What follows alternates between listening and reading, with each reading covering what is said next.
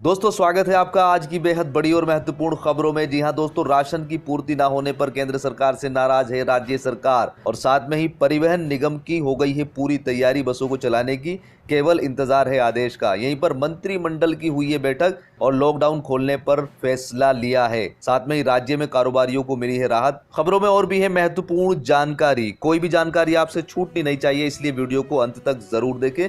और जी हाँ दोस्तों, यहाँ पर इस चैनल पर आपको बिल्कुल ट्रू और ऑथेंटिक न्यूज मिलती है। अगर आपने अभी तक भी चैनल को सब्सक्राइब नहीं किया है तो सब्सक्राइब कर लीजिएगा। जो नीचे आपको लाल रंग का सब्सक्राइब बटन दिख रहा है उसे आप दबाकर सफेद बना दीजिएगा। और साथ में दोस्तों उसके बराबर में घंटी भी आपको दिख रही होगी, उसको भी दबा दीजिएगा। इससे क्या होगा कि अगर कोई भी सरकार आदेश पारित करती है वो सबसे पहले आपके पास पहुंच जाएगा। दोस्तों यहाँ पर सबसे पहली खबर निकल कर आ रही है उत्तर प्रदेश से। जी हाँ दोस्तों, मुख्यमंत्री योगी आदित्यनाथ ने यहाँ पर किसानों को दी है राहत। मुख्यमंत्री योगी आदित्यनाथ ने पश्चिमी उत्तर प्रदेश व अन्य क्षेत्रों में रविवार को हुई बेमौसम बारिश से प्रभावित किसानों की फसलों के नुकसान का आकलन कराकर सहायता उपलब्ध कराने के निर्देश दे दिए हैं। उन्होंने बिजली गिरने से जान गंवाने वाले परिजनों को 4-4 लाख रुपए की मदद देने का भी ऐलान किया है। प्रदेश के कई क्षेत्रों में रविवार को बारिश हुई है। मुख्यमंत्री ने जिलाधिकारियों को निर्देशित किया है कि कृषि विभाग के साथ मिलकर फसलों के नुकसान का आकलन किया जाए और किसानों को तत्काल सहायता उपलब्ध कराई जाए। और साथ में ही बिजली गिरने के कारण जनहानि की घटनाओं के बारे में पीड़ितों को आर्थिक सहायता उपलब्ध कराने के भी तत्काल निर्देश दिए गए हैं। यहीं पर दोस्तों, कोरोना संक्रमण की तेजी से प्रसार को रोकने के लिए लागू किए गए लॉकडाउन को 1 महीना पूरा हो गया है। ये समय आम जनता के लिए तो संयम का था ही, सरकार के लिए भी बहुत कठिन था, ये योगी आदित्यनाथ जी कह रहे हैं। प्रदेश की योगी सरकार ने इस दौरान संक्रमण के विस्तार को काफी हद तक रोका जरूर है, पर चुनौती अभी भी बरकरार है। हालांकि अर्थव्यवस्था की नाजुक स्थिति को देखते हुए प्रदेश सरकार ने औद्योगिक इकाइयों के संचालन को शर्तों के साथ प्रारंभ करने की अनुमति दे दी है। वहीं चौकन्ना रहने के भी आदेश दिए गए हैं।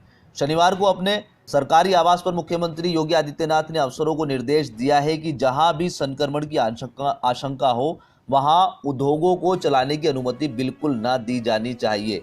प्रदेश में कोरोना के मरीजों की संख्या अब तक 1820 पहुंच गई है, जिसमें से करीब 27 लोगों की मौत हो चुकी है। यहीं पर दोस्तों अगली खबर निकल कर आ रही है उत्तराखंड से। जी हां दोस्तों, उत्तराखंड सरकार ने लॉकडाउन में जो राहत दी थी उसको वापस ले लिया है। जी हां दोस्तों, उत्तराखंड सरकार ने प्रदेश के सुरक्षित 9 जिलों में दी गई राहत वापस ले ली है। अब प्रदेश में पर्वतीय और शहरी क्षेत्रों में पूर्व की भांति सुबह 7 बजे से दोपहर 1 बजे तक ही दुकानें खुली रहेंगी।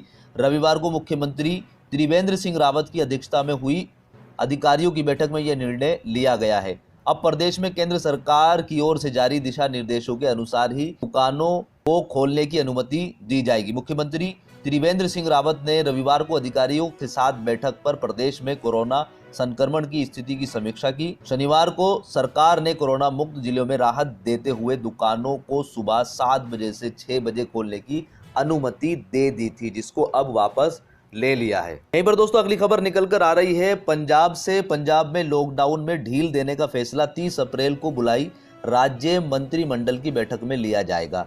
इसके साथ ही केंद्रीय गृह मंत्रालय द्वारा पूरे देश में लॉकडाउन खोलने को लेकर शनिवार को जारी किए गए आदेशों पर भी मंत्रिमंडल की बैठक में ही फैसला लिया जाएगा। तब तक पंजाब में गृह मंत्रालय के आदेश का लागू नहीं हो पाएंगे। मंत्रिमंडल की बैठक से पहले 29 अप्रैल को मुख्यमंत्री कैप्टन अमरिंदर सिंह सभी विधायकों के साथ वीडियो कॉन्फ्रेंसिंग करेंगे। यह जानकारी मुख्यमंत्री के मीडिया सलाहकार रवीन ठुकराल ने ट्वीट करके दी है। इस बीच पंजाब को लॉकडाउन से बाहर निकालने की रणनीति बनाने के लिए गठित 20 सदस्यीय कमेटी ने शनिवार को मुख्यमंत्री के साथ विभिन्न मुद्दों पर विचार विमर्श किया है, लेकिन अपनी रिपोर्ट 3 दिन बाद सौंपने की बात कही है। दोस्तों यहाँ पर अगली खबर निकल कर आ रही है चेन्नई से। यहाँ पर बढ़ते लॉकडाउन के बाद जब भूख की पीड़ा बढ़ी तो कन्याकुमारी के 4 युवकों का सफर कर्नाटक के बेलगाम से शुरू हो गया। ये 1180 किलोमीटर का सफर है जिन्होंने कर्नाटक से शुरू किया और उनको जाना है कन्याकुमारी। कहते हैं संघर्ष को सफलता मिलती है जब वे सेलम पहुंचे और जिला पुलिस को उनके इस सफर के बारे में पता चला तो उनको पैतृक स्थान पर पहुंचाने की व्यवस्था की गई। कोरोना संक्रमण की वजह से देश भर में 3 मई तक लॉकडाउन है। कई राज्य दूसरे राज्यों के मजदूर और कर्मचारी वहां पर फंसे हुए हैं, उनको निकालने का काम कर रही है। वे किसी तरह भी कोई भी जद्दोजहद करके अपने घर पर जाना चाहते हैं। यहाँ पर कुछ लोगों का कहना है कि वे काम की वजह से दूसरे राज्य में आए थे, अब जब काम ही नहीं है तो हम इस राज्य में रहकर अभी क्या करें, हमें अपने घर पर भेज दिया जाए। साथ में ही उनका कहना है कि हम यहाँ पर भी रह के ठीक रह सकते हैं, खुश रह सकते हैं, लेकिन यहाँ पर रहकर हमें राशन की व्यवस्था नहीं है, हमारे पास पैसे नहीं है। तो यहाँ पर इस मुद्दे को सरकार को संज्ञान लेना चाहिए, चाहे वो कोई भी राज्य की सरकार हो, कि उसमें अगर दूसरे राज्य के लोग रह रहे हैं तो उनके राशन की पूरी व्यवस्था होनी चाहिए। और इसका अनुमान जो है हम अपने कमेंट बॉक्स से भी लगा सकते हैं। यहाँ पर इतनी सारी कमेंट है लोगों की कि वो इतने परेशान हैं कि उनके पास खाने के लिए कुछ नहीं है, राशन नहीं है। कुछ लोगों का कहना है कि सरकार की तरफ से राशन मुहैया हो रहा है, लेकिन उसमें केवल गेहूं मिल रहे हैं, केवल चावल मिल रहे हैं। अब इससे हम खाना किस तरीके से बनाया जाए, तो ये भी एक संज्ञान का मुद्दा है। सरकार को इस पर भी ध्यान देना चाहिए, चाहे वो किसी भी राज्य की सरकार हो, उसको एक बार इसकी जांच जरूर करानी चाहिए। यहीं पर दोस्तों अगली खबर निकल कर आ रही है हिमाचल प्रदेश से। हिमाचल प्रदेश में परिवहन सेवाएं शुरू करने के लिए निगम ने अपनी पूरी तैयारी कर ली है। परिवहन मंत्री गोविंद ठाकुर ने निगम प्रबंधक को निर्देश दिया है कि वह चालकों और परिचालकों के साथ बराबर संपर्क बनाए रहें, ताकि लॉकडाउन बहाल होने की स्थिति में बसों की आवाजाही शुरू हो सके। कोरोना वायरस के चलते चालक और परिचालक अभी घर में हैं। मुख्यमंत्री जयराम ठाकुर स्वयं यह सारी व्यवस्था देख रहे हैं। हिमाचल में जैसे जैसे कोरोना पॉजिटिव नेगेटिव हो रहे हैं, उसी को देखते हुए धीरे धीरे सुविधाएं बहाल की जा रही है। परिवहन निगम का मानना है कि एक बारी में सेवाएं बहाल नहीं की जा सकती है। परिवहन निगम के डिपो के से क्षेत्रों के 2 से 3 बस चलाई जा सकती हैं। आरटीओ को मास्क और सैनिटाइजर भेज दिए गए हैं। सरकारी और प्राइवेट 6600 बसें चलाने की पूरी तैयारी हो गई है, बस अब केवल आदेश का इंतजार है। दोस्तों यहाँ पर अगली खबर निकल कर आ रही है महाराष्ट्र से। यहाँ पर महाराष्ट्र के मुख्यमंत्री उद्धव ठाकरे का आरोप है कि उनको केंद्र सरकार से कोई मदद नहीं मिल रही है। उद्धव ठाकरे जी का यहाँ पर केंद्र सरकार से मांग थी कि वो अनाज और दाल की पूर्ति करे, क्योंकि हमारे पास चावल की पूर्ति है और हम इनको डिस्ट्रीब्यूट करना यहाँ पर शुरू कर देंगे। लेकिन यहाँ पर केंद्र सरकार की तरफ से अभी तक भी कोई जवाब नहीं आया है, जिसको लेकर ठाकरे नाराज हैं। पिछले महीने वित्त मंत्री निर्मला सीतारमण ने कोविड-19 महामारी से निपटने के लिए 1.75 लाख करोड़ रुपए के पैकेज की घोषणा की थी और कहा था कि 5 किलो अनाज और 1 किलो दाल 3 महीने तक मुफ्त दी जाएगी। निर्मला सीतारमण ने यह भी कहा था कि देश में किसी भी व्यक्ति को भूखा नहीं रहने देंगे। वित्त मंत्री की बातों की तरफ इशारा करते हुए उद्धव ठाकरे जी ने कहा है कि हमारे पास अभी तक अनाज की पूर्ति नहीं हुई है।